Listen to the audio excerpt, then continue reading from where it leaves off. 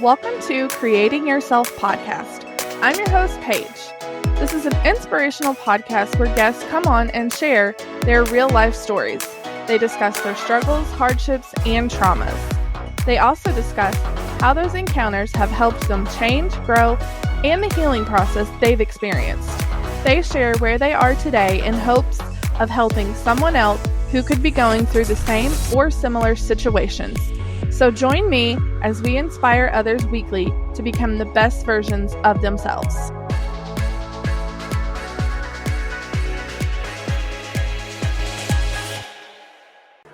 Hey y'all, welcome into another episode of Creating Yourself podcast with me, your host Paige. Today I have on Mike Martin, and he is the founder of Project Mindfully Outdoors. He's an author, he's a father, and he's also a backwoods philosopher, obviously by his background there. I'm excited to have him on and hear his story today. Hey Mike, how are you? I'm doing great, Paige. How are you doing? I'm doing great. I'm excited to hear your story and your outlook on life and stuff, because I think your background, obviously being outside for the interview, is just intriguing, first of all. So, Well, it's funny because I spent about 10 or 15 minutes out here crafting a chair and making this a comfortable little space for this, but it's fitting because this is where the chapter of my life, as I call it, the new reality that I live in, came about because I went through my second divorce, and that ended up leading to me being homeless and ultimately attempting to take my own life. And it was funny because, not funny that I tried, but it happened out here in the woods. I woke up the next morning and I stumbled back to my truck and I turned on a podcast. And it just happened to be a hunting podcast where there was a Stoic philosopher on there that morning randomly. And he started throwing all these Marcus Aurelius and Seneca quotes at me that changed my outlook on life, because I was walking around feeling as if everything was bleak and it was just going to be the end of the world for me, And when he threw out the quote that adversity is the opportunity to highlight and showcase who you are, that spoke to me as a father, because I'm a father of 4 children. And the last thing that my ex-wife said to my face was I had nothing to offer them or her. Had I successfully taken my life that night, that's what they would have remembered.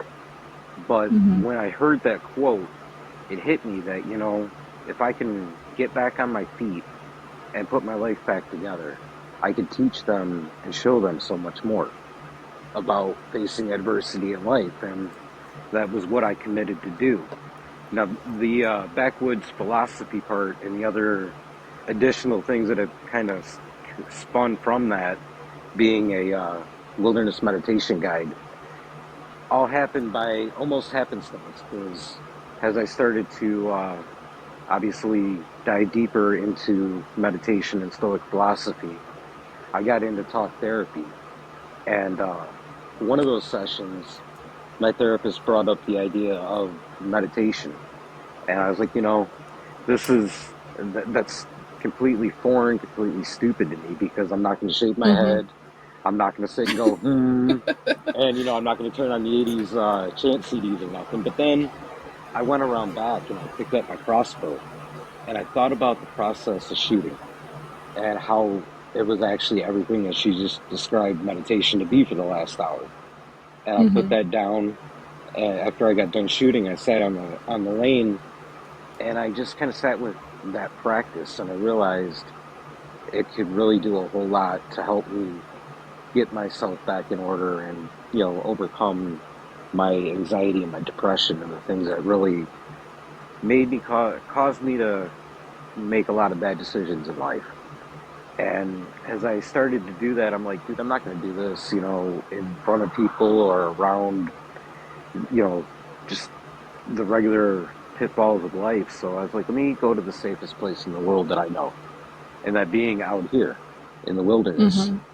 Right. And as I started to do that more and more, I started to think about my relationship with my outdoor activities and the things that I did. And then I also started to think about The fact that growing up, I remember chasing my grandfather around on his adventures and his fascination with Native Americans. And I'm not exactly sure how involved or in depth that was in his life, but it took me down a path where I started to explore that and connect with, different people that could point me in directions and build this connection with the wilderness around me. And those were like the real jumping off points for getting back on track and ultimately launching Project Mindfully Outdoors and helping people in those situations that struggle with the depression, the anxiety, and all the different facets of life that make you want to give up. Yeah.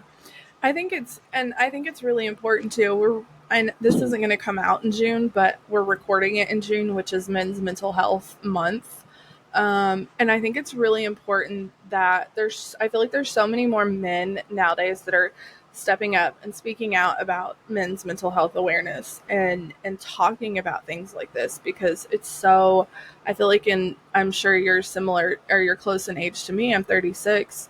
And I think in our generation, it was just something that wasn't talked about when we were growing up. And it was so kind of like, keep your feelings to yourself. Don't talk about it.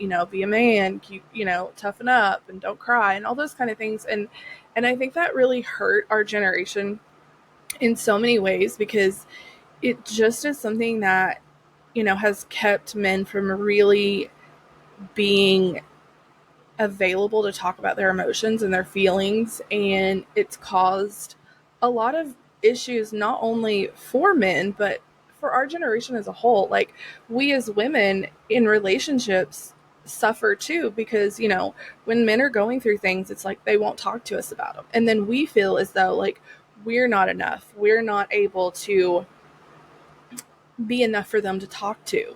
And it just causes this really horrible domino effect. And, it trickles down into the children. And then, I just feel like there's so many factors that go into it that causes, you know, just horrible relationships. And then you get the depression and, the suicidal thoughts. And then when you have relationships that end, marriages that end, in divorce, and then like you said, you ended up homeless, and your children could have lost their father, and things like that. It just puts such a perspective on where we need to be with men's mental health. It opens up a really good point there and a really good conversation because that was exactly the path that I had walked up into. That, was I've always struggled with depression, I've always struggled with anxiety and, different unhealthy outlets for that.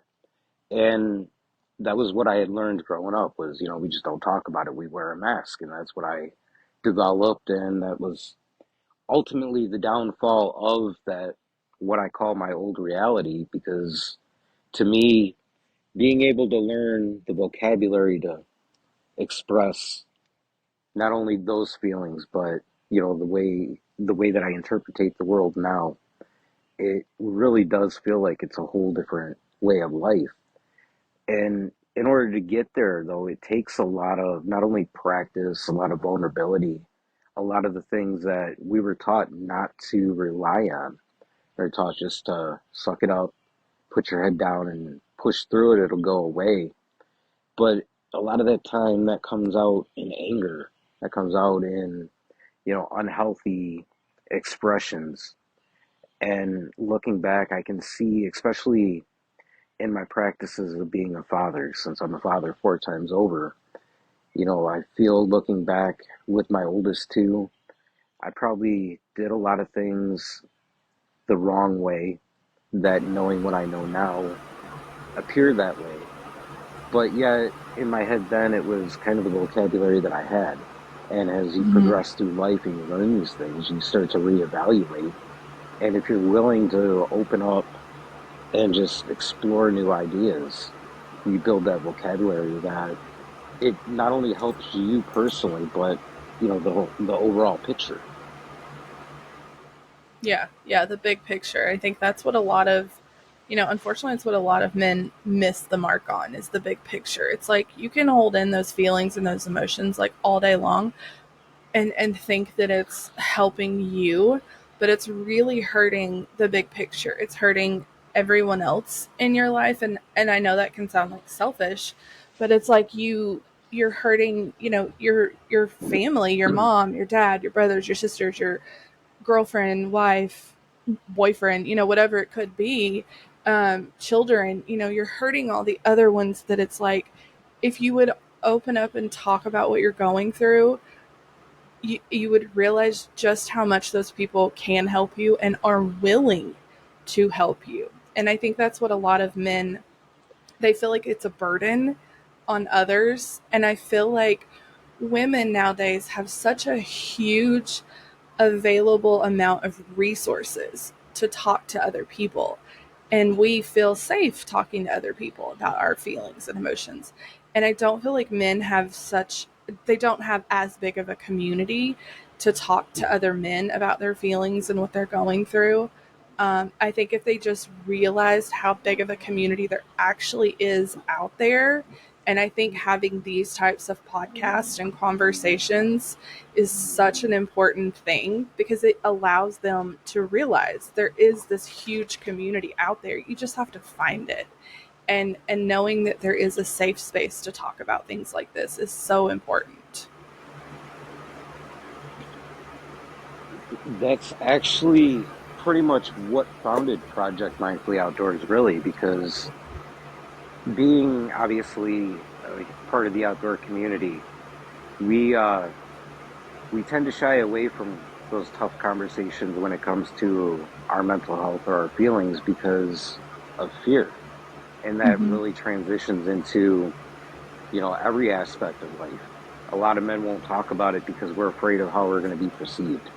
It's going Mm-hmm. to hurt our ego. It's going to make us look weak or vulnerable. But getting back to the outdoor community, that goes into a lot of the tools of the trade. If you say, hey, I'm depressed, I'm suicidal, I'm angry, whatever, they want to come in and take away the main tools that a lot of us utilize as far as Yeah. our firearms and, our archery equipment, because they don't understand. Therefore, we don't want to talk about it. We're afraid.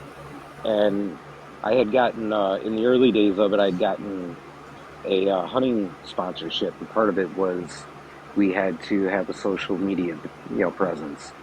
Now everybody does great how-tos or hunting documentaries, but I figured because had I had somebody to talk to in those really dark days when I was going through that storm, I may not have attempted to take my life that night.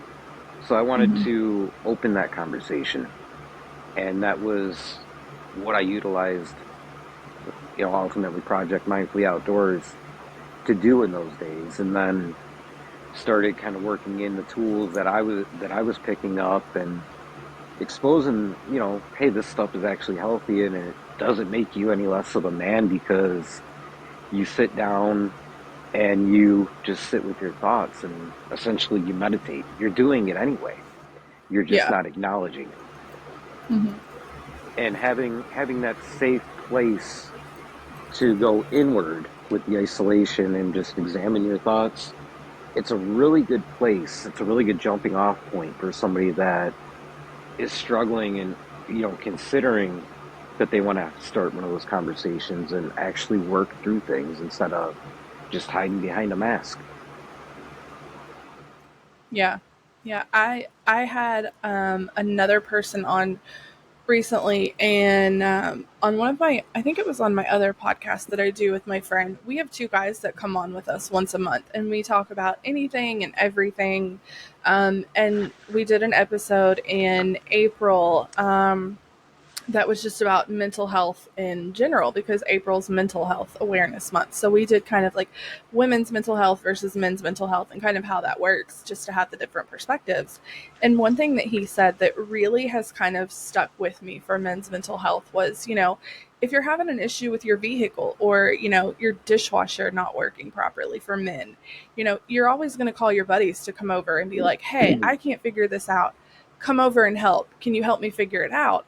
But they don't do that with their mental health. If they're having a struggle with their mental health, they don't call up their buddies and be like, hey, can you come over and let's talk about this? And I thought, that's so important because it's really the same thing. Like if you're having struggles with, you know, physical things, you call your friends to help. But with your mental health, men don't do that. And it kind of is like, it's the same thing. You have to take care of your mental health the same way you do your normal health or anything else. So it's like, if you're struggling with your mental health, like, yeah, your buddies may pick at you and be like, oh, toughen up, man, whatever. But at the same time, I feel like if they're your real friends, they may give you shit about it, but they do really care. So they are going to listen and they're going to talk to you and they're going to be there for you. You just have to figure out which one of those buddies are your true friends because they're not going to let you sit alone. They're going to talk to you and they're going to listen and they're going to try and help. See, I want to build on that from another perspective because I struggled a lot, even though I wanted to. I still kind of Mm-hmm. had that pride sort of Of feeling course. about reaching Right. out and finding some sort of help. And then Mm-hmm. there's this passage in the meditations that I came across that I think I read it over and over again for probably 6 or 7 days, where Mm-hmm. Marcus Aurelius was talking about that very concept in context to his world. As a Roman Mm-hmm. soldier, when you're storming a city and you climb over the wall, you think nothing about putting your hand down to help the next person up. However, when you're that person on the ground looking up, trying to get up, you're almost you almost don't want to reach up for that hand. There's too much pride. So if Mm-hmm. you're willing to be the man to extend your hand to pull someone up, you should be just as willing to receive that help. Mm-hmm. Yeah, that makes total sense. And I think it's hard. I mean, I get it. Listen, I don't have the mind of a man, but I feel like I can understand it because I've struggled with mental health and depression and anxiety and all the things. I'm a domestic abuse survivor. So like I've been through a lot of shit in my life, so I feel like I can understand things. And I'm dealing with a relationship right now where the man is coming from a narcissistic psychopathic woman, I feel like. And it's, Oh, he's dealt sounds like my background. he I feel like he's been beat down so hard, and he's actually the father of my youngest son. And so we were together 7 years ago, and he went on, and we've started talking again and gotten back together, and things have happened and whatever. But like he's just, I feel like he's been beat down so hard by this woman, and it's just like his mindset is so fogged and brainwashed, and just like he has no self-worth, and it's like I can see it in his face, and it's so heartbreaking. And it just is like, I know there's this good person in there, and it's just like I tell him all the time, like, this is not who you are. And it's so hard to look at him and be like, to see the like, ugh,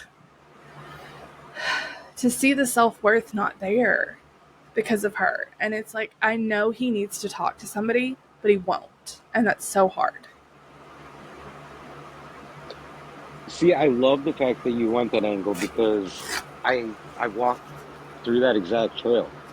And Mm-hmm. finding your self-worth is one of the hardest things to really not only understand, but truly discover and hold in your heart. And for me, I'm a very visual person. Getting out here, obviously, like I mentioned, building this crazy little chair to sit on was that tool.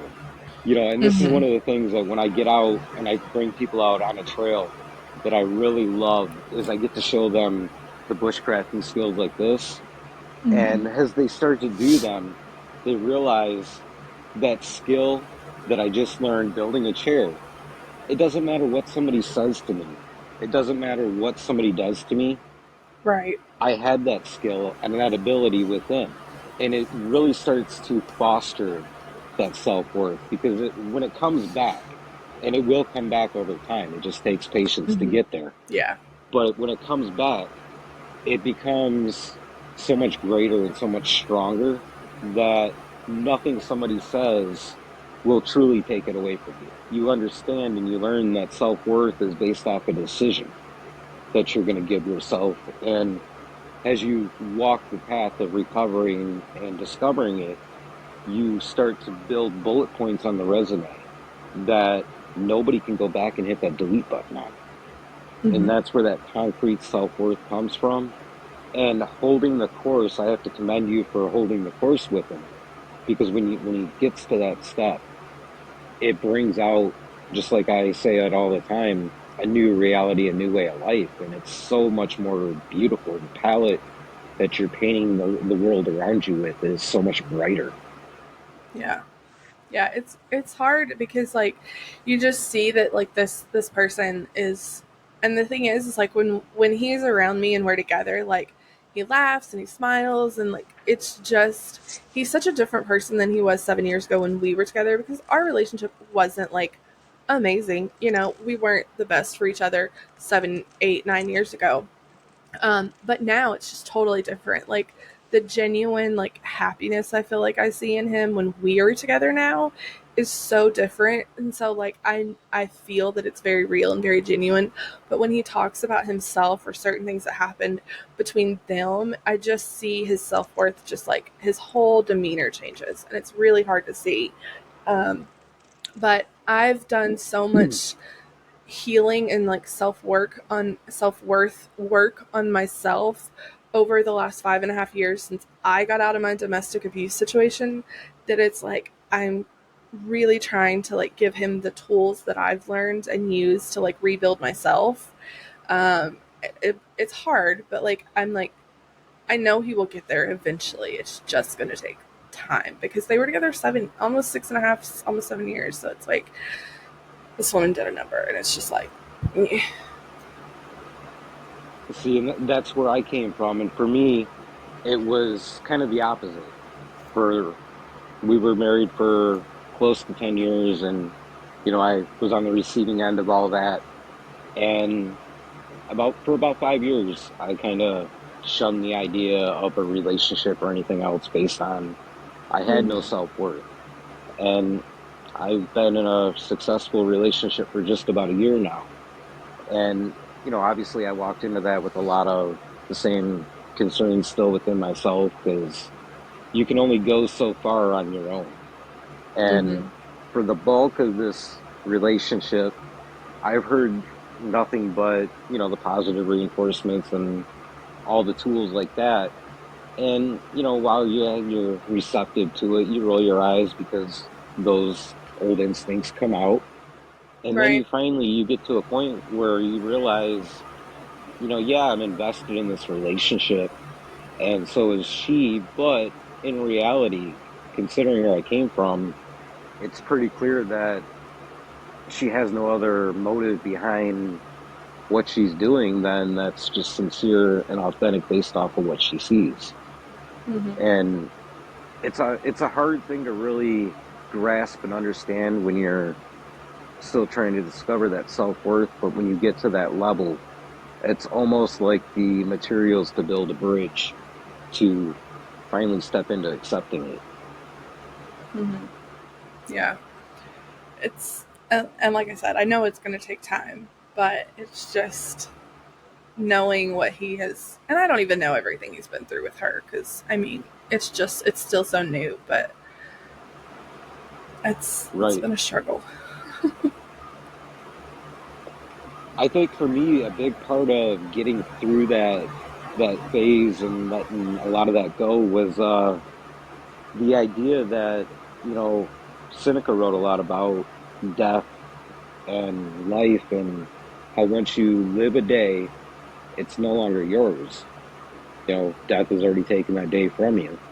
So giving all that over and essentially kind of going through the funeral and the grieving process opens the door to, a brighter tomorrow. It's just doing the work, no matter what waypoint you're at along the journey, being open and willing to see what's around you. In fact, I don't know if you guys are avid hikers or not, but for a lot of that, I could give you a quick little idea you could try is, whether it's at the point at at the beginning, at the end, or somewhere along a hike, just kneel down somewhere off the side of the trail, pick up a handful of grass, and just kind of sit there with it in your hand silently for a minute. And then as you're doing that, you start to, let yourself see all of those feelings that you're carrying, all that stuff that you need to let go, that, become part of the grass. And then you put it Mm-hmm. back down on the ground, and essentially you're seeing yourself giving all those things back to Grandmother Earth, and you no longer have to carry. And it opens Mm-hmm. up space to step into that next frontier. Yeah. Yeah, it makes sense. I mean, I'm not we aren't really like hikers, but I mean, I understand what you're saying in that sense because like I'm one and it sounds weird saying it out loud, but like I'm not one to like to wear shoes. Like I grew up on a farm, so like I hate wearing shoes. I love going outside like with those shoes on and like running around in the grass, walk like everywhere. So like if I don't have to wear shoes like outside running around, I'm all for it. And I feel like that's so like I know that's super grounding and like that helps with things like that too. So I'm all the time like, come outside without your shoes on and like let's run around in the grass. And he's like, you're crazy. And I'm like, I know I'm crazy. That's why you love me. You Exactly. know? Ever since that homeless stint, I've had a very hard time shifting back into the conventional ways of life. Right. So a lot of people look at my lifestyle as kind of crazy, and I'm like, we've all got to just accept what works for us and Right. Yeah. embrace it. Hmm. Yeah. I'm like, listen, I see things on TikTok and social media and, all the time. And it's like, all women are crazy. And I'm like, yeah, we all are crazy. It's just a matter of what level of crazy you're willing to put up with. Like, Right. hmm I mean, all men are crazy too in their own extent. So it's like, it's just a matter of what level you want to deal with. I mean, we all I have think I'm crazy like in a us. living portrayal of that. Right. Right. It's just a matter of what you want to deal with and what you're willing to put up with on a daily basis. So, Right. yeah. So, I And mean, then we just all have. being honest with yourself and Hmm. being honest with Right. yourself and, realizing whether or not what you're accepting speaks to the values that you live by. Right. Yeah. It's just, we all have our own demons. We all have a past. We all have stories. We all have history. And it's just a matter of are you willing to deal with what we've been through?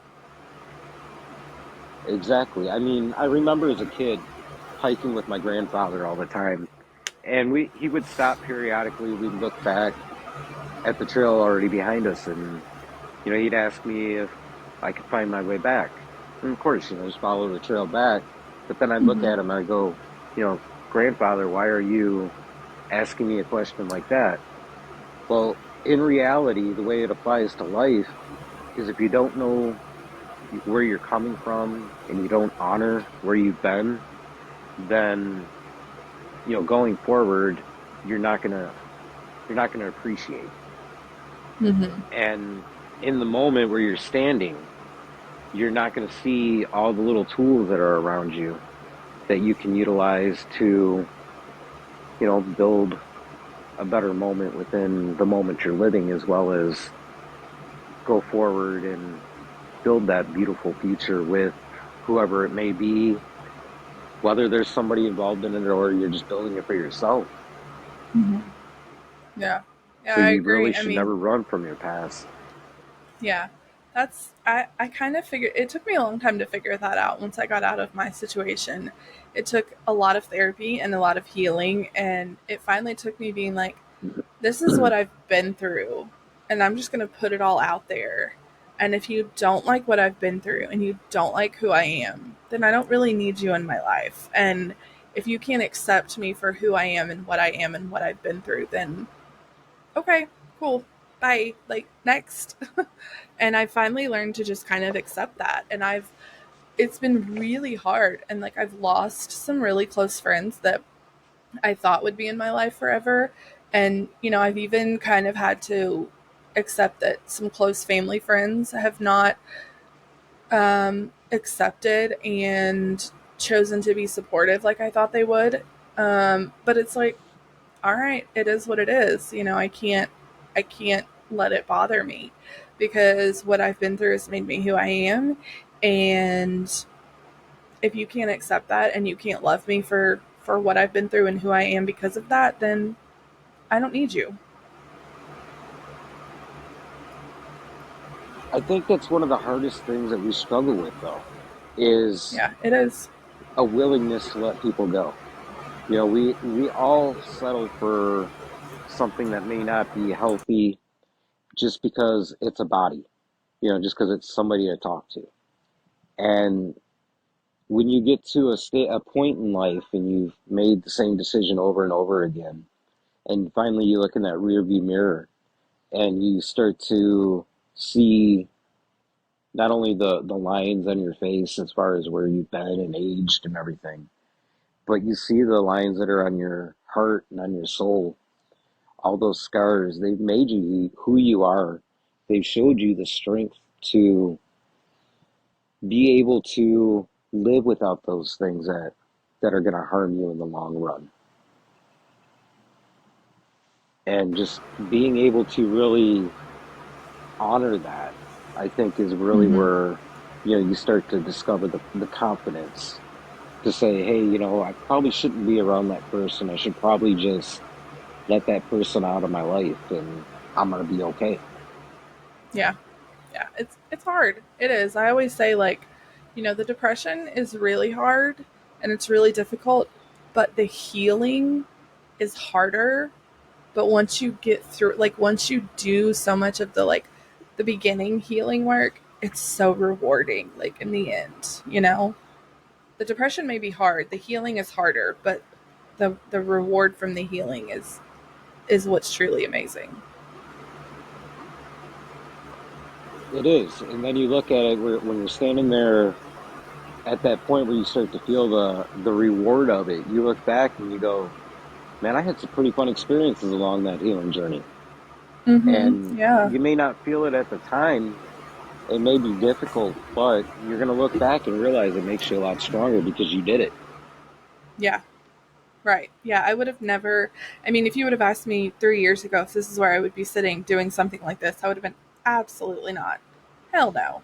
Mm-mm. Because growing up and then, like, all through school and even college, like, public speaking and, like, getting up in front of people and talking was my biggest fear. Biggest fear. And talking to strangers, biggest fear. And now I'm sitting here doing a podcast talking to strangers every day. What? No. But here I am. And I love it. And I love it. Like, it's I absolutely love it's it. funny because I can relate to that so much. I mean, a Hmm. lot of the aftermath of the divorce really made my social anxiety flare up. And as I've gone through this, I've realized, hey, I can not only practice and get over that, but I can own it and I can Hmm. utilize it as fuel for the fire. So Hmm. It's crazy. It's so weird. Like, people are like, you do a podcast? And I'm like, yeah, and I love it. It's the weirdest thing. So, yeah. it's hilarious because there's a line in "The Wind Is My Mother" from Bearheart where he talks about in in relativity to being he was a medicine man, so in relativity to that, you never Hmm. ask for where you end up. You just love it and you embrace it and you end up there. It's about Hmm. the journey, not the destination. Yeah.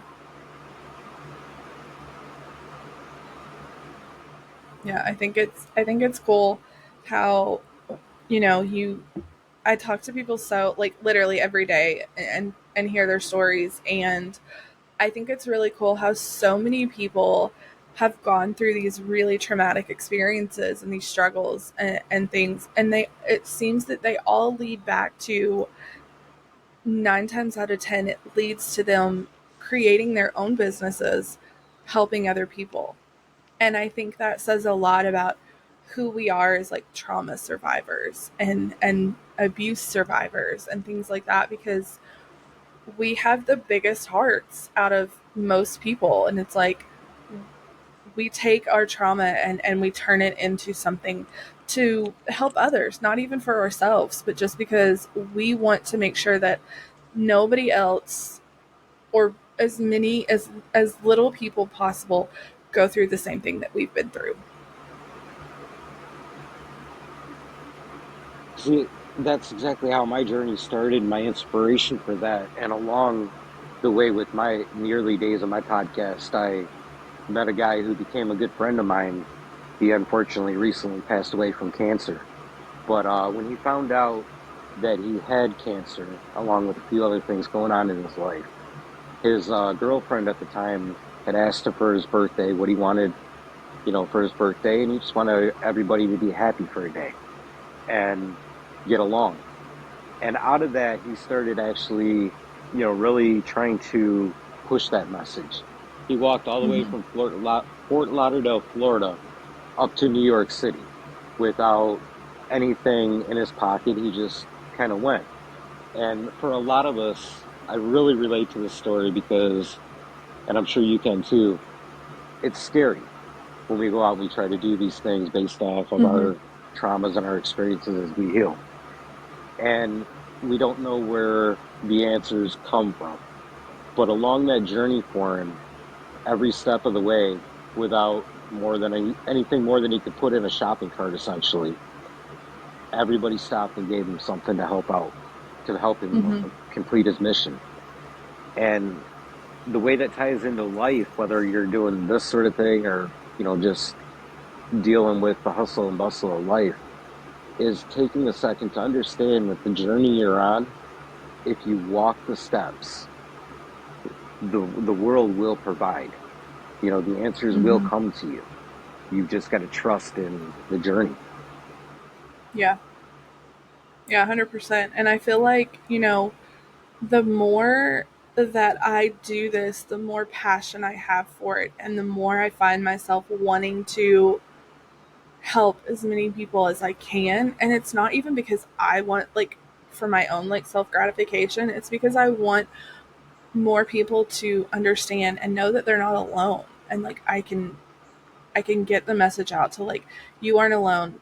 I have these tools that can help you so that you aren't alone and you can get out and you can move on and you can be happy. Like, that's what I want to do.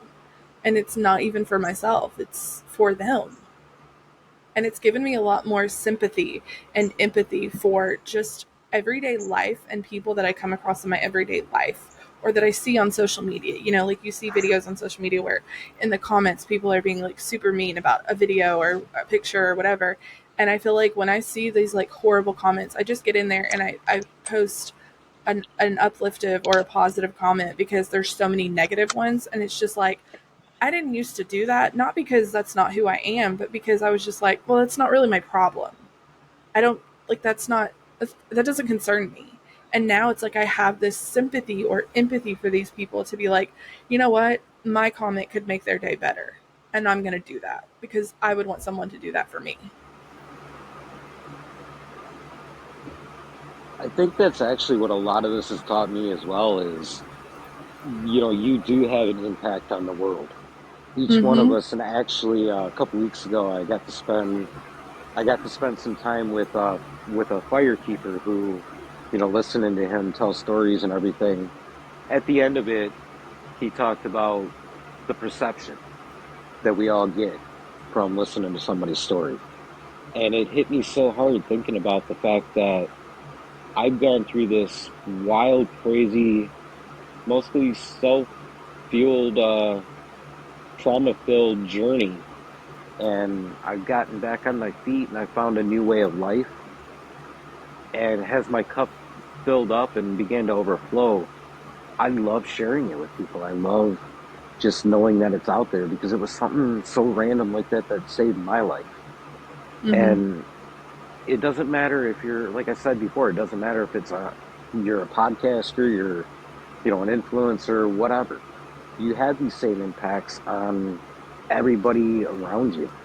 It Mm-hmm. takes a community really in order to walk that journey and discover your purpose in life and being able to be a part of that for somebody, whether it's a healing journey or it's, just I'm bored, so I want to go for a walk in the woods and see how much better my day could be. It's Yeah. the most fulfilling thing at the end of the day. It's amazing. Yeah. Yeah, it really is. Like I said, I grew up on a farm, so I totally get the like being outdoors thing. Like I'm not a huge person to be outdoors, but I feel like when I am outside, like I also have a mini pig. And people make fun of me for saying this, but like when you just are around certain things or people or places or whatever, and it just makes you super calm when I'm around my mini pig, if I just go and I sit outside and I'm just around him, it's so calming. And I don't know what it is about him. He's like my therapy pig. That's what I call him. He's the little therapy pig. But like if I'm having a bad day, I can just go sit outside in the grass with him and like rub on him and like scratch him and like love on him. And it calms me. It's the weirdest thing, but it works. And I don't know what it is about him, but I call him my little therapy pig. We've all got a one thing that works. For Mm-hmm. you, it's your therapy pig. For me, Mm-hmm. it's throwing on a 30, 40 pound backpack and walking through the woods getting mauled by mosquitoes. But we all have that one thing. And when we turn Yeah. to it and we truly, truly find ourselves in the moment enjoying it, it Yeah. brings this it's reassuring. It's that comfort level that we all Yeah. need, and it's available to all of us. It's just the willingness to go out and do it and get it, find it. Mm-hmm. Yeah. Yeah. So tell us just a little bit about your actual about your business. Like what exactly it is that you do with Project Mindfully Outdoors.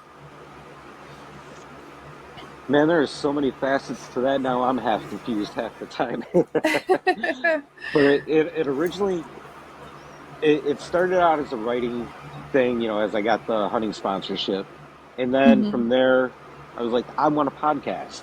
So it turned into a podcast, which Mm-hmm. is going to be airing again here soon. And I run 5 days a week, just short little episodes. And then it turned into, speaking and representing different outdoor brands. And this year it's grown into the scariest aspect being that I struggle with social anxiety so much. Doing in person meditation and backpacking classes, as well as actual guided hikes throughout Michigan, Ohio, Indiana, and even into Kentucky. Mm-hmm. So there's so many facets to it that all revolve around just sharing the message of not only wellness and physical activity through hiking, but the wellness and the spiritual connection and growth through meditation and building a connection with the land. I love that. Yeah, I think that's great. I like I said, I think anything outdoors is like super grounding for people in general. Like I think it just and I think connecting with nature like that is super just mind like it's just calming and it just gives you this like peace of mind too. It's just I don't know. I think it's great and I think what you're doing is amazing. Anything that can help people be better, and kind of like I said, coming from trauma and coming from things like, what you've been through and what I've been through and really helping others is amazing. So I got to give you a lot of credit for that. Well, thank you. I mean, it's been a crazy journey because I had no idea when I first began what I was doing or where I was going, and I found Right. myself here. Right. So Yeah. it's been an amazing, fun-filled journey. Mm-hmm. Yeah. Well, I think it's great, and I got to give you credit. And I think keep up the good work. And listen, if you're in Kentucky and you're doing a hike that's not crazy, because I can't do crazy hikes. Maybe I can get the maybe I can get the boyfriend out and join you so that we can get him out there too. Because I think he would like stuff like that. He's an outdoors person. He'd rather be outside all the time anyway. So that's where we disconnect is like he's like I'm outside and I'm like out the window, okay, hi, love you.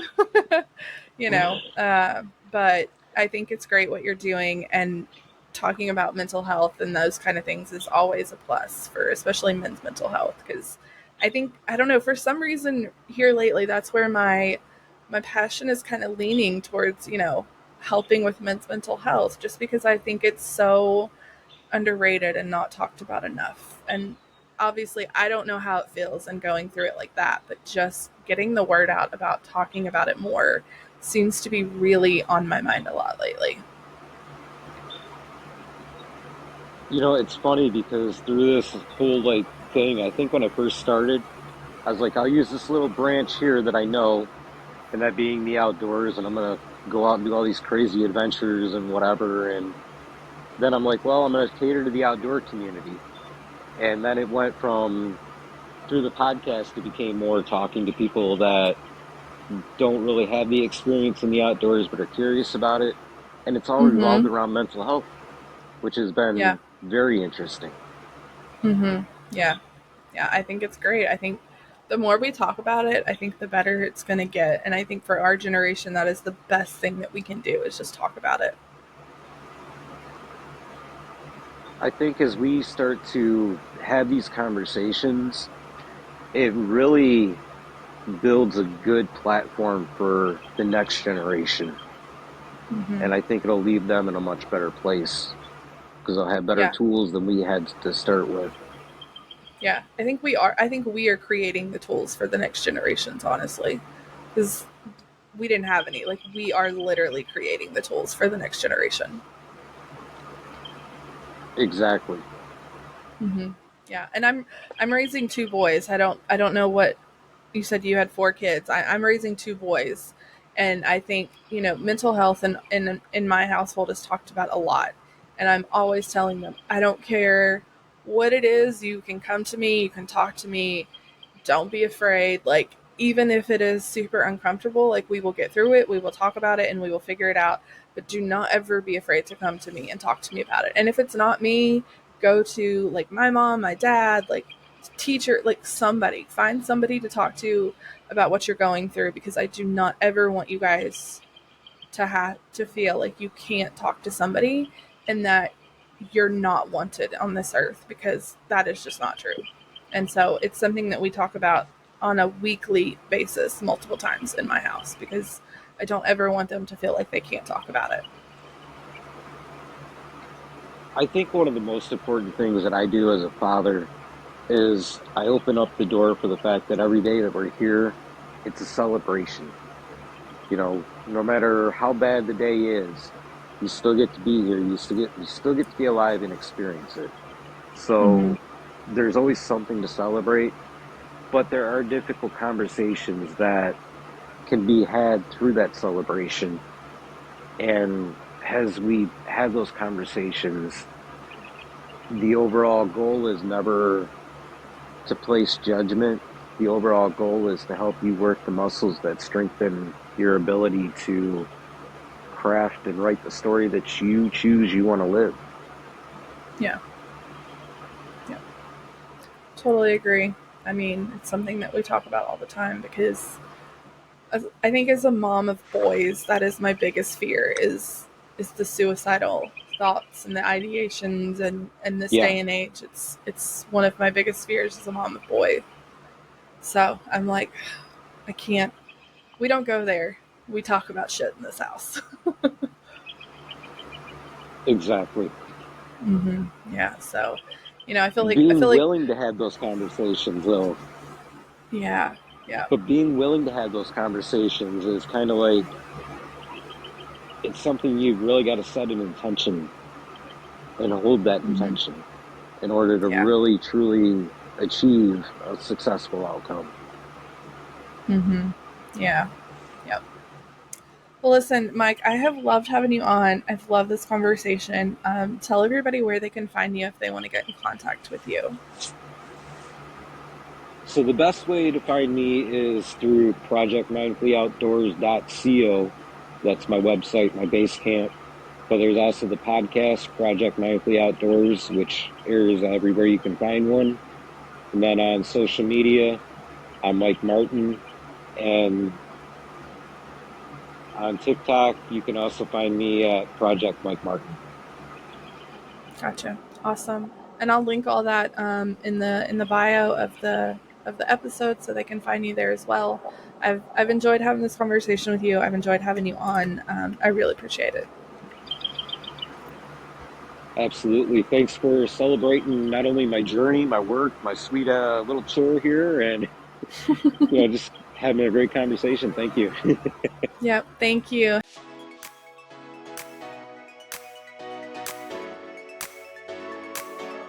Thank you all so much for tuning in to this week's episode. Make sure you hit the follow button on whatever listening platform you are using, and head over to my social media pages and give me a follow there as well. You can find me on Facebook, Instagram, and now TikTok at Creating Yourself Pod. And if you have a story you would like to share on this podcast, email me at creatingyourselfpod@gmail.com, or you can message me on any of my social media pages. Make sure and come back next Tuesday for a brand new episode. Hope you guys have a great week. Bye.